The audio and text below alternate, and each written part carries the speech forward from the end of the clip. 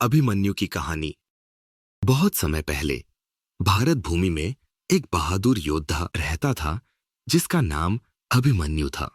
वह अर्जुन का बेटा था जो दुनिया के सबसे महान धनुर्धरों में से एक थे, और सुभद्रा का बेटा था जो भगवान श्री कृष्ण की बहन थी।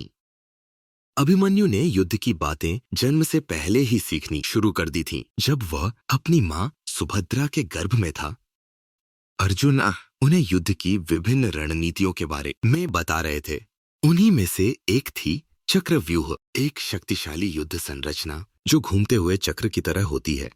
अभिमन्यु ध्यान से सुन रहा था, लेकिन जब अर्जुन यह बताने वाले थे कि चक्रव्यूह से बाहर कैसे निकला जाए, तभी सुभद्रा सो गईं। इसलिए अभिमन्यु को चक्रव्यूह में प्रवेश करना तो आ गया, पर बाहर निकलने का तरीका नहीं मालूम हो पाया। अभिमन्यु एक सुंदर, बलवान और दयालु बालक के रूप में बड़ा हुआ। वह छोटी उम्र से ही बहादुरी और युद्धों की कहानियां सुनना पसंद करता था। उसने तीरंदाजी, तलवारबाजी और रथ चलाना अपने पिता अर्जुन और अपने मामा भगवान श्री कृष्ण से सीखा। सब लोग उसकी बुद्धि, साहस और नम्र स्वभाव की सराहना करते थे।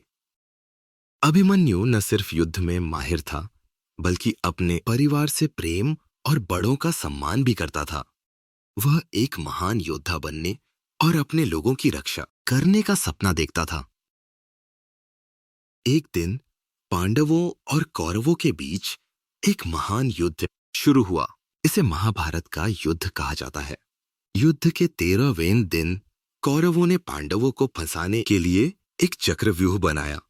बहुत कम योद्धाओं को इसे तोड़ना आता था। अर्जुन, जो इसे तोड़ सकते थे, युद्ध के एक और हिस्से में दूर थे। अभिमन्यु ने साहस के साथ चक्रव्यूह में प्रवेश करने का निश्चय किया। उसे अंदर जाना आता था, लेकिन बाहर निकलना नहीं। उसके मामा उसे पीछे से मदद देने आए, लेकिन शत्रुओं ने उन्हें रोक दिया।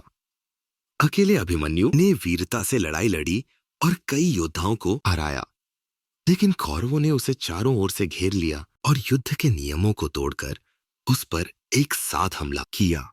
यद्यपि वह अकेला था, अभिमन्यु अंतिम सांस तक बहादुरी से लड़ा।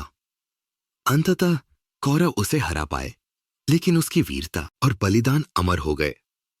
उसकी कहानी आज भी भारत की सबसे महान वीर गाथाओं में गिनी जाती है।